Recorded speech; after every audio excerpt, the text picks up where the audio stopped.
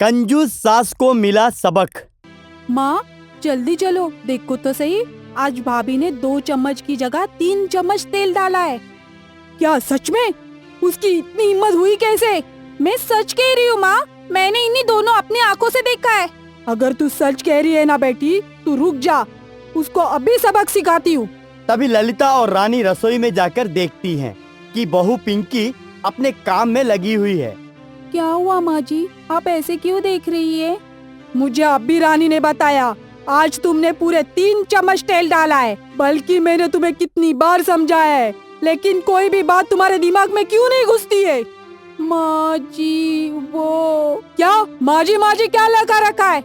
तुम्हारे आने से पहले इस घर में 2 चम्मच में ही सब्जी बनती थी, अब क्या हुआ? अभी मेरे आने से घर में लोग बढ़ गए ना सासू माँ। तेरी जुबान तो पूरी कैंची की तरह चल रही है। अगर तुझे इस घर में रहना है तो मेरे हिसाब से रहना होगा, समझ गई ना? ये सुनकर पिंकी सहम सी जाती है। माँ जी आप जैसा कहोगी वैसा ही करूँगी। आज की कहानी है मुरादाबाद में रहने वाली ललिता जी और उनके परिवार की। परिवार में ललिता जी, उनके पति अशोक, 2 बेटे राज और प्रेम और एक बेटी रानी भी है। परिवार में वैसे तो सब ठीक है, लेकिन सास ललिता जी जरूरत से ज्यादा कंजूस है, जिसके चलते कोई और तो नहीं, लेकिन नई बहू पिंकी बहुत परेशान रहती है और उसकी परेशानी बढ़ाने में ननंद रानी आग में घी डालने का काम करती है। तो चलिए अब देखते हैं कि आज घर में किस नई बात के लिए हंगामा हो रहा है।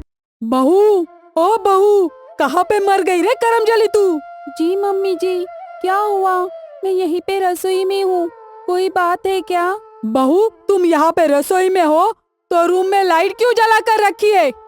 मम्मी जी मैं जस्ट 1 मिनट पहले ही कमरे से बाहर आई हूँ और वापस भी जाऊंगी, इसके लिए बंद नहीं किया।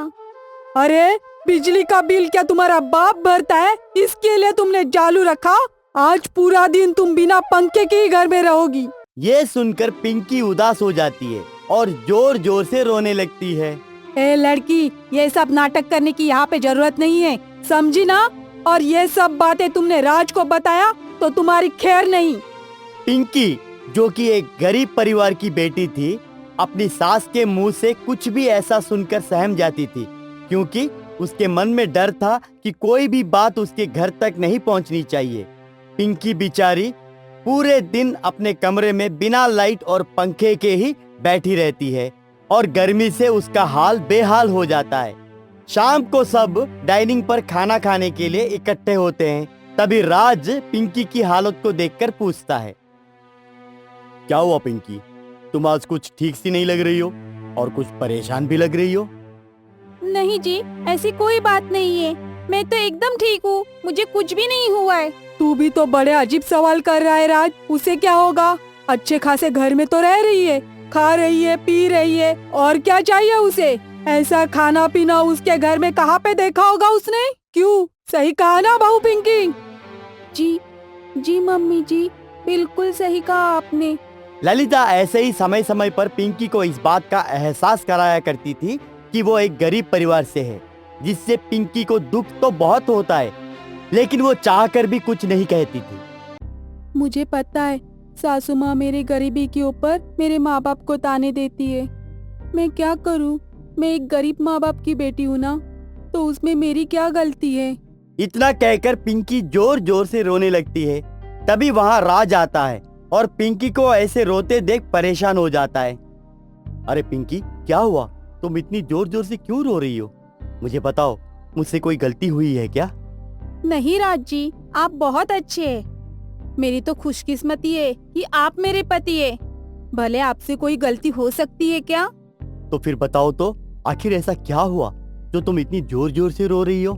नहीं जी, रहने दीजिए, ऐसी कोई बात नहीं है। मैं तुम्हारा पति हूँ। अब जब तुम अपने दिल की बात, अपने मन की परेशानी मेरे से शेयर नहीं करोगी, तो फिर आखिर किससे शेयर करोगी पिंकी?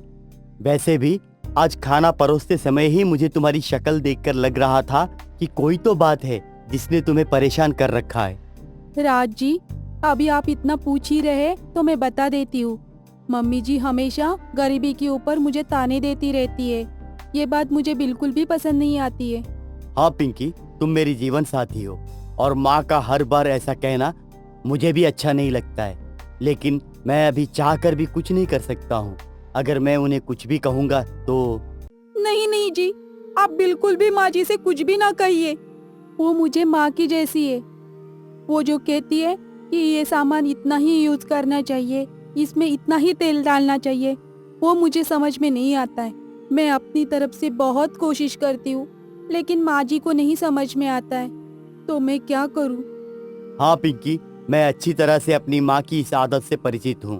उनको कई बार समझाया है, लेकिन वो है कि समझने का नाम ही नहीं लेती हैं। बहुत शर्मिंदा हूँ इस बात पर कि उन्होंने तुम्हें इस बात के लिए इतना कुछ कहती हैं, लेकिन तुम्हें तो पता है कि तुमसे विवाह हमने अपनी पसंद पर ही किया है। मुझे हमेशा से ही एक सुलझी और पढ़ी लिखी लड़की चाहिए थी, जो सब गुण तुम में है। आप शर्मिंदा मत होइए, धीरे धीरे सब ठीक हो जाएगा। फिर एक दिन पिंकी के पास पिंकी की एक सहेली रोशनी का फोन आता है। कैसी है पिंकी? तुम तो बिल्कुल ही भूल गई हो। नहीं, ऐसी कोई बात नहीं है रोशनी, बस ऐसे ही शादी के बाद गृहस्थी में बिजी हो गई थी।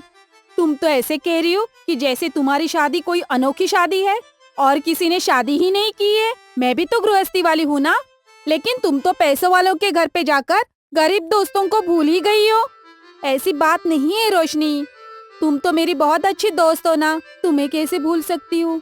तू रहने दे, चल अब मैं फोन रखती हूँ। अरे ऐसे नाराज मत हो ना रोशनी। तो सुन, कल मैं तुमसे मिलने आ रही हूँ, ठीक है ना? पिंकी चाह कर भी ना नहीं कह पाई और रोशनी को आने का न्योता दे ही दिया। अब पिंकी बड़े ही असमंजस में थी कि वो कैसे अपनी सास को जाकर अपनी सहेली के आने की खबर दे। लेकिन पिंकी डरते डरते अपने सास के पास गई। माँ जी, वो कल खाने में खीर बना दो क्या? ये सुन के ललिता आंखें बड़े करके बोलती है। क्यों, कल कौन सी खुशी के लिए खीर बनाएगी? वो माँ जी, राज जी ने कहा था उनको खीर खाने का मन है और देवर जी भी बहुत दिनों से फरमाइश कर रहे हैं। आप कहे तो बना दूं? ये कहकर ललिता मन ही मन सोचने लगती है कि अगर अभी कहीं मना किया, मेरे दोनों बेटे बड़े ही जोर से नाराज हो जाएंगे। हाँ हाँ, अगर राज और प्रेम को खाने का मन है तो बना दो, लेकिन दूध एक्स्ट्रा नहीं मिलेगा। जितना घर में पड़ा है उसी में बनाना होगा। पिंकी के पास हाँ कहने के अलावा और कोई चारा नहीं था। पिंकी सास की हाँ सुनकर वहाँ से चली जाती है और फिर अपने कमरे में जाकर सोचने लगती है। अब मैं क्या करूँ? खीर की व्यवस्था तो मैंने कर दी है, लेकिन मेरी सहेली आ रही है, उसके लिए खाने के लिए और कुछ भी बनाना होगा ना। तभी उसे याद आता है कि उसकी ननंद रानी को आलू की कचौरी बहुत पसंद है। हाँ ठीक है, अभी जाके रानी को पटाती हूँ। पिंकी रानी के पास जाती है और उससे कहती है। क्या कर रही है दीदी? आपको दिखाई नहीं देता है? मोबाइल देख रही हूँ। अच्छा दीदी, वैसे मोबाइल से याद आया, अभी अभी मैंने यूट्यूब पर देखा है, ये सीजन आलू की कचौरियाँ बनाने के लिए बहुत ही अच्छा है और इस सीजन में जो भी आलू आते हैं ना, वो सबसे बढ़िया होते हैं और उन आलूओं से कचौरियाँ बनाएंगे तो उसका स्वाद 4 गुना अच्छा होगा। वो सुनकर रानी के मुंह से पानी आता है। क्या भाभी, सच में? तो फिर आप क्यों नहीं बनाती हो आलू की कचौरियाँ? क्या दीदी, आप भी क्या मजाक कर रही हो? आपके और माँ जी के बिना इस घर में एक पत्ता भी नहीं हिलता है। अपनी तारीफ सुनकर रानी मन ही मन खुश हो जाती है। अच्छा, ऐसा है क्या भाभी? जी दीदी, ऐसा ही है। तो फिर सोचना क्या है, कल ही बना दो आलू की कचौरियाँ नाश्ते में। लेकिन वो माँ जी। मम्मी जी का टेंशन आप मत लीजिए, उनसे मैं कह दूंगी। ये सुनकर पिंकी मन ही मन बड़ा ही खुश होती है और खुशी से फूले नहीं समाती है।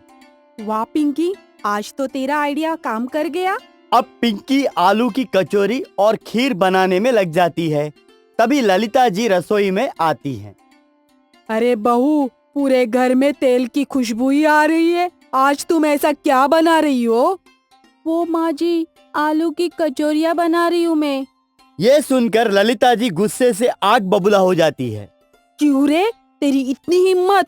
मुझे पूछे बिना तू घर में कचौरियाँ बना रही है? अरे जानती भी हो आखिर कितना तेल लगता है इसमें? अरे तेल की तो छोड़ो, कितने मसाले और आलू लगे इसमें।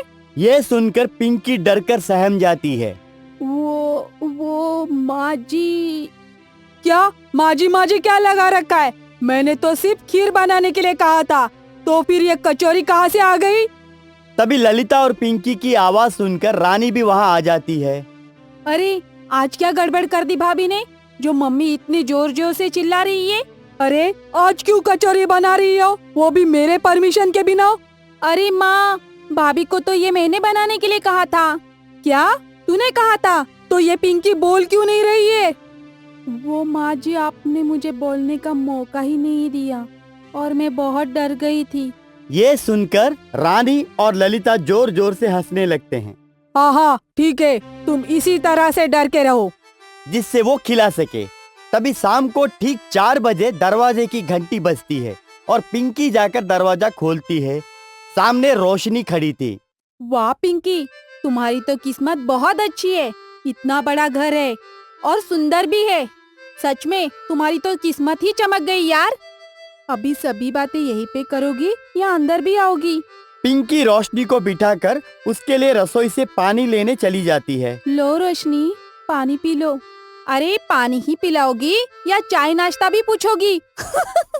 ये सुनकर पिंकी चिंता में आ जाती है और मन ही मन सोचने लगती है। अरे मैंने तो सोचा था कि रोशनी को चाय पसंद नहीं है, लेकिन अब क्या करूं? फ्रिज में एक बूंद भी दूध नहीं है। अरे क्या सोचने लगी पिंकी? मैं तो मजाक कर रही थी। मैं तो बस तुमसे मिलने आई थी। और बता कैसी हो? अरे नहीं, मैंने तुम्हारे लिए और कुछ बना के रखा है, रुको लेकर आती हूँ। तभी पिंकी बड़ी ही खुशी से रोशनी के लिए कचौरी और खीर लेकर आती है। लो रोशनी, खा लो और बताओ कैसे बनाए।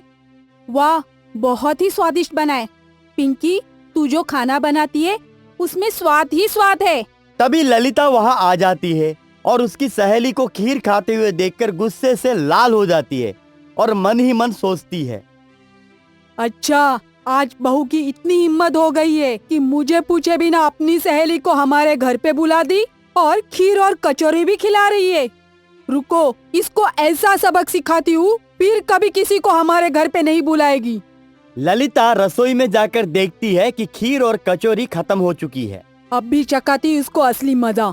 ललिता हॉल में जाकर रोशनी के सामने पिंकी से कहती है, पिंकी बहू, वो जरा थोड़ी खीर और कचौरी मेरे लिए भी लेकर आ जाओ।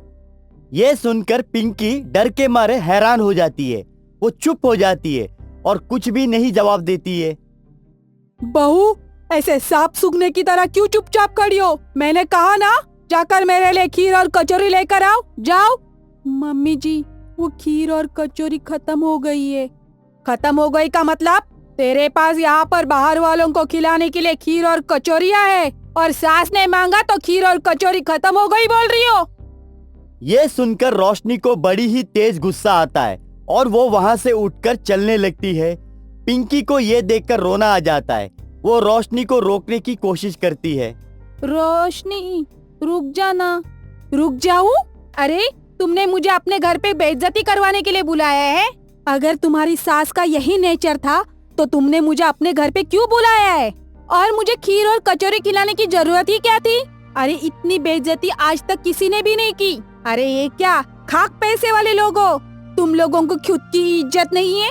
इससे अच्छा तो हम गरीब लोग होते, जहाँ पर 8-10 लोग आकर खा पी कर जाते और उनके सम्मान में भी हम लोग कोई कमी नहीं रखते। इतना कहकर रोशनी वहाँ से चली जाती है और पिंकी जोर जोर से जाकर अपने कमरे में रोने लगती है। ऐसे ही कुछ दिन और बीतते हैं। फिर पिंकी के देवर प्रेम जिस लड़की को पसंद करता था, उसी लड़की से उसका रिश्ता तय हो जाता है। अरे तूने तो मेरा दिल खुश कर दिया। बोल तुझे क्या चाहिए? इतने बड़े घर की बेटी हमारे घर पर बहू बन के आएगी तो समाज में हमारी नाक ऊंची हो जाएगी। इस राज की तरह नहीं, एक भिखारी लड़की को उठा कर लेकर आ गया हमारे घर पे। माँ, आपको पिंकी को इस तरह नहीं कहना चाहिए। मैं इतने सालों से सुनता आ रहा हूँ। इसका ये मतलब नहीं कि आप उसके लिए कुछ भी कहेंगी। दुनिया में सिर्फ पैसा ही सब कुछ नहीं होता है। एक इंसान का अच्छा दिल होना भी बहुत मायने रखता है माँ। हाँ भैया, बिल्कुल ठीक कह रहे हैं। मम्मी, भैया बिल्कुल ठीक कह रहे हैं। मम्मी, अब भाभी को ऐसा मत कहा करिए। ऐसा नहीं कहे तो कैसा कहे? 1 रुपया भी अपने घर से लेकर नहीं आई है, ऊपर से यहाँ पर हर चीज उसको मनपसंद की चाहिए। अच्छा, बेफुजुल की बातों को बंद करिए। ये लड़ाई बढ़ाने से कोई मतलब नहीं है। शादी को कुछ ही दिन रह गए हैं।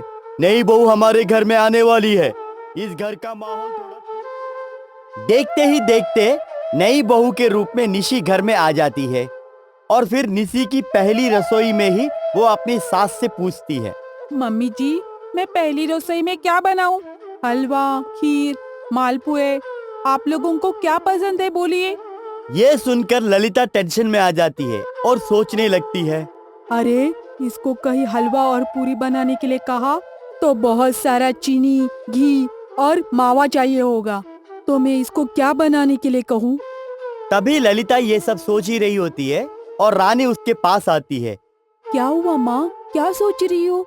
बहू, तुम खाली में परेशान हो रही हो, तुम बाकी सब रहने दो। तुम बड़ी थकी हुई लग रही हो ना, तुम सिर्फ चाय बना लो। अपनी सास के मुंह से ऐसा जवाब सुनकर निशी चौंक जाती है कि आखिर पहली रसोई में कोई ऐसा कैसे कह सकता है, लेकिन वो मन ही मन सोचती है, वाह निशी, तुम्हें तो बहुत अच्छी सास मिली है। तुमने बहुत अच्छे पुण्य किए होंगे कहीं पे, जो इतनी अच्छी सास मिली है। ठीक है मम्मी जी, अब भी फटाफट चाय बनाकर आप लोगों को पिलाती हूँ। और निशी सबके लिए एक बढ़िया सी गर्मा गर्म चाय बनाकर लाती है। चाय तो बहुत अच्छी बनी है बहू, इसमें दूध कितना तुमने यूज किया है? क्या क्या पूछ रही है मम्मी जी? अरे कुछ नहीं, मम्मी को ऐसे ही मजाक करने की आदत है, तुम परेशान मत होना। निशी एक पढ़ी लिखी और समझदार लड़की थी। वो कुछ ही दिनों में समझ जाती है कि उसके ससुराल में आखिर क्या चल रहा है। वो सिर्फ एक दिन पिंकी के साथ रसोई में काम कर रही होती है। फिर वो पिंकी से पूछती है, भाभी, आप हर चीज में इतना कम सामान क्यों यूज करती हो? ये सुनकर पिंकी चुप हो जाती है, लेकिन उसके चेहरे की उदासी देखकर निशी सब समझ जाती है। फिर अगले ही दिन ललिता पिंकी को बड़े जोर जोर से डांट रही होती है और उसकी आवाज निशी के कमरे तक जा रही होती है। बहू, तुम्हें कितनी बार कहा है, बर्तन धोने का साबुन 15 दिन तक चलना चाहिए, और उससे कम चलेगा तो तुम्हें राख से बर्तन धोने होंगे। लेकिन माँ जी, मैं बर्तन के साबुन का क्या करूँगी? घर में शादी का माहौल था ना, तो बर्तन ज्यादा भी थे। हर रोज मेहमानों का आना जाना भी था, तो बर्तन ज्यादा हो गए, साबुन खत्म हो गए माँ जी। अरे, तेरा क्या भरोसा, वो साबुन तू अपनी माँ को देकर आई होगी तो। वैसे भी तेरे घर वाले तो 1 नंबर के भीख मांगे ही है ना। चलो जाकर जल्दी से खाना बनाओ, मेहमान आने वाले हैं। ये सुनकर निशी चौंक जाती है। अरे बाप रे, मेरी सासू माँ की जुबान इतनी गंदी है, ये मुझे आज ही पता चला है। इनको तो सबक सिखाना ही होगा। थोड़ी देर बाद निशी रसोई में पहुंच जाती है। लाइए मम्मी जी, मैं आज खाना बनाती हूँ। ये भाभी कुछ भी बनाती है, अच्छा ही नहीं लगता है खाना। ठीक है बहू, पर सब्जी में तेल थोड़ा संभाल के ही डालना। ये सुनकर पिंकी को बुरा लगता है। ठीक है मम्मी जी, आप जैसे बोलोगी। निशी सब्जी बनाकर तैयार करती है और मेहमानों के आने से पहले ही टेबल पर सब लगा देती है। सब खाना खाना शुरू करते हैं। अरे, ये कैसी सब्जी है? अरे बहू, इसमें तो तुमने पूरे कच्चे आलू ही रख दिए। ये कैसे खाना बनाया तुमने? मम्मी जी, आप भी बहुत बोली हो। आपने तो तेल और मसाले मुझे ध्यान से डालने के लिए कहा था, लेकिन गैस के बारे में बोलना भूल ही गई। इसलिए मैंने गैस को ध्यान में रखते हुए गैस को ऑन ही नहीं किया। मैंने सही किया ना मम्मी जी? ये सुनकर मेहमान नाराज होकर चले जाते हैं। अब अगले दिन निशी ललिता से कपड़े धोने के लिए कहती है और अब निशी सबके कपड़े धोने के लिए लेकर जाती है। फिर शाम को ललिता जब कपड़े देखती है तो उसे बहुत गुस्सा आता है। अरे, ये क्या किया तूने? पूरे कपड़े साफ ही नहीं हुए। कपड़े धोए हैं या नहीं? मम्मी जी, मैंने तो सारे कपड़े धोने के लिए ही डाले थे, पर मैंने उसमें सर्फ ही नहीं डाला। सर्फ डालूंगी तो खर्चा भी बढ़ेगा ना सासू माँ, इसलिए मैंने सिर्फ पानी में भिगोकर यही सुखा दिए। सही किया ना सासू माँ? इतना कहकर निशी कमरे में चली जाती है। निशी जाकर ये सारी बात पिंकी को बताती है। भाभी, आप हंसते हुए कितनी सुंदर लगती हो। आप ऐसे ही हमेशा खुश रहा कीजिए। शादी से पहले मैं भले ही गरीब घर में थी, लेकिन बहुत ही खुश रहती थी। लेकिन शादी के बाद बस पूछो ही मत। मेरे चेहरे से सारी मुस्कान ही चली गई। रुकिए भाभी, इन लोगों को तो मैंने पूरी तरह से मजा चखाया नहीं अभी तक। इन लोगों को पूरी तरह से सबक सिखा के ही रहूंगी। कुछ ही दिन बाद ननंद रानी को देखने लड़के वाले आते हैं। ललिता और रानी दोनों खाना बनाने की जिम्मेदारी उठाते हैं, जिससे निशी कुछ भी गड़बड़ ना करे। मम्मी, आज सब कुछ अच्छे से होना चाहिए। अब सबको निशी चाय देती है, लेकिन जैसे ही प्रेम चाय पीने जाता है उसे कप बहुत गंदा लगता है। निशी, ये कप बहुत गंदा है, इसको धोया नहीं है क्या? नहीं, क्योंकि मम्मी कहती है साबुन से बर्तन साफ करोगे तो साबुन ज्यादा यूज होगा और जल्दी खत्म हो जाएगा, इसलिए मैंने पानी से ही धोकर रख दिए। ये सुनकर मेहमान भाग जाते हैं और रानी जोर जोर से रोने लगती है। ये देखकर निशी रानी से कहती है, क्यों, क्या हुआ दीदी?